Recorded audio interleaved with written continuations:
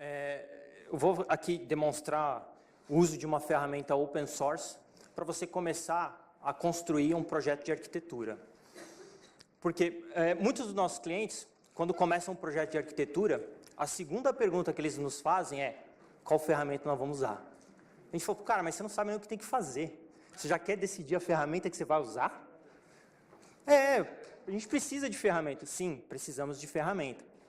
Mas o Excel e o PowerPoint, no começo até dá jeito. Mas tem soluções melhores. A ideia de você começar usando uma ferramenta open source é interessante porque você ganha familiaridade com a anotação, com o modelo, com o estilo de uso, e você consegue ver o quê? Deficiências ou coisas que você gostaria que uma ferramenta mais robusta tivesse. Então, se você já ganha um traquejo numa ferramenta open, sem custo, você fica mais preparado para cobrar requisitos ou funcionalidades de uma ferramenta comercial. E a ideia aqui é falar um pouquinho. Quando você vai fazer um projeto, você precisa de uma ferramenta para responder algumas questões. Essa ferramenta vai te ajudar a fazer o quê? Uma ferramenta de EA pode te ajudar a desenhar processo? Ela pode te ajudar a desenhar um modelo de dados? O que vocês acham? Ela pode elaborar diagrama de componente? O ML? Ela pode documentar requisitos de um projeto? Pode. Pode desenhar um Journey Map? Pode. Mas o que você precisa para o seu projeto? Se você não precisa desenhar um modelo de dados, quando você for avaliar uma ferramenta, você tem que ver uma ferramenta que não gere modelo de dados. Porque senão você vai cobrar um requisito de uma ferramenta, o qual você não precisa. E, aliás, você pode ter uma ferramenta dentro de casa, por exemplo, um Irving, que gera modelos de dados muito bem. E aí, você vai migrar todos os modelos de dados para uma nova ferramenta? E como é que você vai justificar isso para o seu chefe? Então, estamos migrando aqui 25 mil modelos de dados do Oracle, da SQL Server, do PostgreSQL para dentro de uma nova ferramenta. Quanto tempo você vai fazer isso? 1 ano. O que você vai ganhar? Nada. Então, pensando nisso, a gente falou assim, tá bom. O ano passado a gente fez uma pesquisa de arquitetura corporativa pesquisa nacional, de âmbito nacional. A gente não olhou pesquisas internacionais. Então, a gente enviou para os nossos clientes, divulgamos em redes sociais e fizemos todo um trabalho para criar uma pesquisa, né? A gente divulgou ano passado no evento. E aí eu trouxe alguns dados dessa pesquisa, né? Dizendo o seguinte: quais são os objetivos, né, que um projeto de EA, na época, né, essa pesquisa é de 2017, devia alcançar? Então, você vê que a gente está falando na época, falava-se muito em estratégia digital, e ainda hoje se fala muito, né, de viabilizar uma estratégia digital, e uma ferramenta de EA pode auxiliar nesse processo. Aí vem toda a parte de otimização, né, otimização de ambiente de informação, otimização de custos, redução de infraestrutura, e aí você já começa um projeto pedindo para comprar uma ferramenta. Aí você fala, poxa, já vai contra os objetivos do negócio, né, já estou gastando para economizar. Então, antes de você decidir pela ferramenta, eu vou fazer uma proposição de um modelo que pode ser o embrião de uma EA dentro da organização a baixos custos. A partir daí, olhando para o negócio e quais são as perguntas que você precisa responder, eu trouxe um panorama aqui que uma ferramenta de EA deveria ajudar você a responder questões mais direcionadas a negócio e menos a tecnologia. Você não deveria saber qual é o modelo de dados de um sistema, mas quais as entidades conceituais ou lógicas de informações necessárias para viabilizar um projeto ou uma implementação. Então, aqui eu trouxe alguns exemplos, né, como é que a tecnologia influencia o meu negócio. Aonde a tecnologia é essencial, aonde ela não é. Então, questões mais estratégicas são melhores direcionadores na escolha de uma ferramenta de EA do que questões técnicas. A gente já teve em projetos que o cliente fala assim, pô, mas essa ferramenta não faz o ML. Ué, mas cara, você quer o ML ou você quer o Archimate? Eu queria os dois. Ah, tá bom. Vamos entender a necessidade dos dois e vamos avaliar se faz sentido cobrar isso de uma ferramenta. Bom, pensando nisso, a gente foi lá e falou assim, existem 3 formas de você classificar uma ferramenta. E até já falaram um pouco disso aí de outras maneiras, né? Existem ferramentas que são de estratégia, de planejamento estratégico ou execução estratégica. Tem Business Canvas, você tem Balance Scorecard, Análise SWOT, etc. Isso é um tipo de ferramenta. Você tem um outro tipo de ferramenta, que é a ferramenta de EA, de arquitetura corporativa, no estrito senso da palavra, como ela foi concebida. Fazer o quê? Implantar a linguagem de arquitetura, no caso Archimate, definir os objetivos de negócio, desenhar mapa de capacidades e as visões arquiteturais de domínio, né? Informação, sistemas, aplicações, entre outros. Fazer heatmap, matrizes e uma coisa importante que eu acho que devia ser 50% de uma ferramenta de EA, rastreabilidade. Você tem que poder cruzar tudo com tudo. Por isso que eu gosto de matrizes. Existem ferramentas que permitem você fazer matriz 2x2. Cruzar dois tipos de componentes, sistemas versus interfaces, interface versus dados, sistemas versus capacidades, objetivo versus sistemas, e etc. Cruzando esse tipo de informação, você consegue ter um direcionamento para onde você tem que caminhar com a arquitetura tecnológica. E, por fim, você tem o que a gente chama de ferramentas de engenharia de software, que é ferramentas do quê?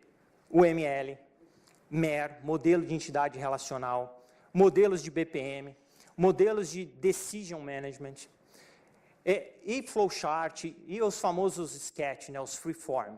Isso são ferramentas de engenharia de software, onde você vai no detalhe para modelar. Muitas das vezes, né? Mas eu posso juntar tudo isso, não posso? Se eu juntar tudo isso, o que eu tenho? Uma super ferramenta de EA. Você pode ter tudo isso numa ferramenta de EA? Pode. Você vai encontrar facilmente? Não. Se você se propõe a ser o melhor em tudo, logo não será o melhor em nada. Então, saber muito bem qual é a ferramenta que você precisa, eu acho que faz a diferença na escolha. Porque hoje, muita gente tem ferramenta de modelagem de dados, ferramenta de modelagem UML. Às vezes falta o quê? A ferramenta que conecta tudo isso, que é a ferramenta de arquitetura, para juntar e viabilizar isso. E aí eu fiz um comparativo, né? Eu trouxe aqui o framework do Zachman para mostrar o seguinte: ferramentas de estratégia são as duas primeiras linhas no Zachman.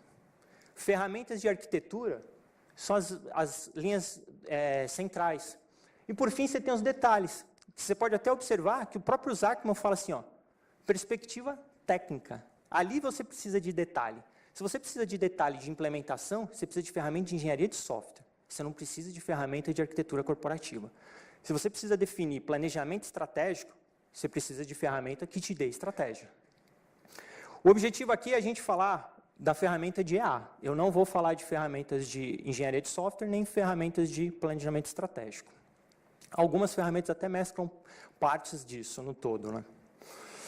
Pensando nisso, aquela pesquisa que nós fizemos no ano passado, também a gente perguntou qual era a ferramenta mais utilizada pelas empresas. Primeiro espanto, 74% das empresas não usam nenhuma ferramenta. Não usam por quê? Ou está no primeiro caso, não tenho área de arquitetura, logo não preciso de ferramenta de arquitetura. Ou está no segundo caso, tem tantas opções que eu não sei qual escolher. Então, das ferramentas existentes no mercado, né, foram listadas essas, a gente listou na pesquisa todas. E o Arc, que é a ferramenta que eu vou falar, tinha dado em 11% das empresas, ou seja, 11% das empresas que a gente entrevistou falam que usam Archimate. O Arc, desculpa, com a anotação Archimate. Qual é a proposição que a gente trouxe? E é como a gente vem executando os projetos na PwC. É usar o Arc como ferramenta de modelagem da linguagem Archimate, usar um plugin dela, que chama Repository Collaboration, que é pelo qual você consegue conectar o Arc no GitHub. E aí o seu GitHub vira o seu repositório central de projetos e permite com que toda a sua equipe de arquitetura, mais o cliente, trabalhe num único modelo, seja visualizando, seja editando, que eu acho que era a maior deficiência da ferramenta. O Arc, para quem não conhece, é uma ferramenta que foi criada em 2010, na Universidade de Baltimore, na Inglaterra. Em 2010 e 2012 foi utilizada como ferramenta de ensino de arquitetura dentro da universidade. Depois os seus criadores tiraram ela da universidade e a partir daí começaram a evoluir. Então é uma ferramenta que tem 8 anos de vida. E saiu uma versão recente agora, dia 10 de setembro. a 4.3, que é a última que trabalha com o plugin. Ou seja, você tem que usar a última versão para a gente trabalhar com o plugin. Como é que funciona isso? Acessar o endereço da ferramenta, baixar a última versão, tem para Windows, tem para Mac e tem para Linux. Ou seja, tem todos os sabores. Você pode usar, não é por causa de sabor que você não vai usar a ferramenta. Depois de você ter baixado a ferramenta, descompactado ela ou instalado, eu gosto de usar a descompactada, porque é uma ferramenta Eclipse-based, né? Então você não precisa instalar, ela é Java como essência de execução. Você entra na própria página, você tem uma opção lá chamada plugins, e vai aparecer alguns plugins para você. Um deles é o Repository Collaboration. Você vai baixar esse plugin, ele é um zip. Como é que você instala? Descompacta esse zip e move para a pasta plugins. Ou seja, todo mundo que trabalha com Java, Eclipse, já fez isso na vida. Feito isso, vai nascer um menu chamado Collaboration dentro da sua ferramenta. E é esse menu que vai permitir você trabalhar com GitHub de forma colaborativa, gerando todo o traceability de mudanças. Feito isso, só falta você criar uma conta no GitHub e criar um repositório lá para você entregar a sua ferramenta junto com o GitHub. A partir daqui eu gravei pequenos vídeos demonstrando algumas funções, até por uma questão de conectividade, né, porque eu ia ter que estar conectado no GitHub, para não correr o risco de travar e desmerecer a ferramenta por problemas de conexão, eu trouxe o vídeo. Mas uma vez que você conecta no GitHub e baixa o projeto, você pode trabalhar offline. Então você faz todo o seu modelo offline e no final do dia ou depois de uma semana você pode dar um publish. E quando você for dar um publish e alguém mexeu no seu modelo, o que acontece? Vai dar um pau de merge, né? A ferramenta também controla a merge. Fala, ó, esse modelo que você quer alterar, alguém já alterou. Você quer baixar a versão anterior e reaplicar a sua, ou você quer sobrescrever? Aquele famoso source control de desenvolvimento de software. Então, vamos passar um videozinho, são vídeos curtos. Como é que você, aqui a parte do GitHub, né, criando um repositório. Então, eu já tinha uma conta, então eu criei uma demo aqui, que é o Arc Insurance, é um projeto de seguradora. Cria um repositório público, aí você pode criar quantos usuários você quiser, limitar como público ou privado. Criado o repositório, eu vou abrir o meu projeto local, que eu já tenho, e vou mandar esse projeto para o GitHub, lá na nuvem, onde quer que esteja. Eu faço um adicionar ao workspace, colo a URL do meu GitHub, coloco o meu usuário e senha, daí você pode criar um para cada um, para controlar os commitments, né, os comentários. Feito isso, ele cria o repositório no GitHub, automaticamente. Ele está dando um pushing lá. Vai criar o traceability, que é o histórico do GitHub que ele te mostra ali. Então, ele vai mostrar ali, ó, o primeiro, ou seja, a criação do modelo, né, o primeiro commit. E a partir daí, eu publico para subir a estrutura. Ou seja, no primeiro momento, quando eu adiciono, ele só cria a estrutura. No segundo momento, ele leva todo o meu modelo para a nuvem. Feito isso, ele quebra a estrutura de acordo com, para quem já abriu o Arc, ou para quem já viu a anotação ArcMate, ela tem aquela carinha ali, aquela estrutura, né? Estratégia, Business, Application, Technology. Ele pega essa mesma estrutura e põe no GitHub. E aí você consegue trabalhar em camadas. Por isso que ele permite você trabalhar de forma colaborativa, porque cada um pode estar trabalhando num pedaço do seu XML, e não num XML inteiro. Muitas vezes a gente já viu clientes usando o Arc, mas fica mandando o arquivo ArcMate para lá e para cá, né? Dessa forma você não precisa, você pode usar o GitHub. O próximo vídeo eu vou mostrar como é que a gente faz uma alteração. Então eu tenho aqui um vídeo criando uma alteração, onde eu vou abrir um Capability Map, que eu estava construindo, vou adicionar 3 capacidades num agrupamento que eu chamei de reservas, e vou colocar lá gestão de reservas, liquidação e reservas judiciais. São 3 capacidades de negócio que essa empresa desempenha e que precisam ser mapeadas numa arquitetura de negócio. Então a gente está desenhando aqui uma arquitetura de negócio de forma colaborativa, né? Feito isso, feitos os ajustes, eu vou lá e publico essa alteração para o GitHub. Quando eu vou publicar, ele pergunta, o que você está fazendo? Aí o famoso source control faz uma descrição do que você está fazendo, que tipo de alteração você está promovendo, de forma clara, né, para que as pessoas possam ver a evolução do modelo, né? Não faz que nem muitos desenvolvedores, né? O que você fez? Alterei o código, sobe. Ou então, incidente 15.25.32, sobe. Aí você tem que ir lá na outra ferramenta, né, para achar o incidente. Nova versão, e assim, correção de bug. Aí vai aparecer lá, alteração do mapa de capacidades. Mapa de capacidade alterado, e aí tem aonde a estrutura, aonde foi alterada aquela operação. Ou seja, eu não alterei todo o modelo, né? O first commit permanece em application e business, mas em diagramas ele foi alterado. Aqui, por fim, eu vou mostrar um outro recurso, que é um recurso de rastreabilidade, que é muito importante para você poder usar o modelo de forma viva, de forma dinâmica. Porque se for para construir modelo estático, o Visio serve, entendeu? Você abaixa o Visio, coloca lá, porque não vai dar para fazer muito tipo de busca, né? Então, nessa parte, eu vou pegar um componente, que é uma aplicação financeira, aí eu estou usando um recurso de busca, pegar lá o Financial Application e linkar a capacidade de liquidação. Ou seja, eu vou dar, a capacidade de liquidação é realizada por uma aplicação financeira. Feito isso, eu já consigo usar um outro recurso que chama Visualizer. Claro, vamos submeter, aqui eu estou sendo bem purista, né? Eu fiz uma alteração e já estou mandando para o servidor. Então, vou dizer que eu fiz uma associação de uma aplicação ao mapa de capacidades.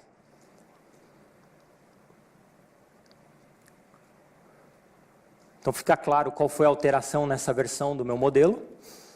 Subi essa alteração dando um publish no repositório.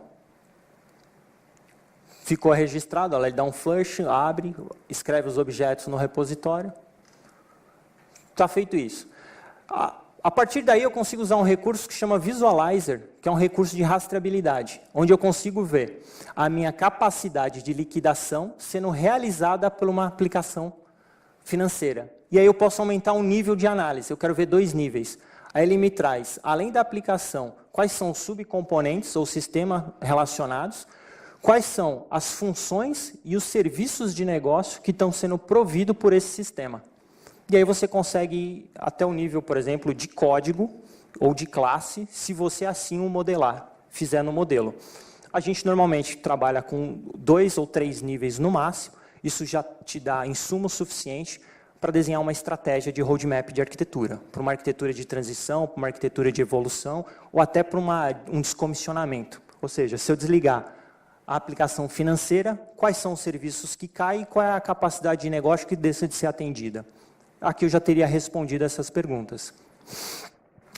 Por fim, você pode pegar todo esse modelo realizado aqui e publicar ele de forma estática, numa intranet, para que toda a área de negócio consulte, por exemplo. Você não quer disponibilizar a ferramenta para a área de negócio usar, por algum motivo. Aí a ferramenta tem uma opção de publicar um relatório. Ele gera um reporte HTML navegável, onde você pode publicar numa intranet e deixar disponível para toda a empresa navegar no seu modelo, sem fazer alterações no modelo. É o próximo vídeo que eu apresento aqui. Então, eu vou pegar...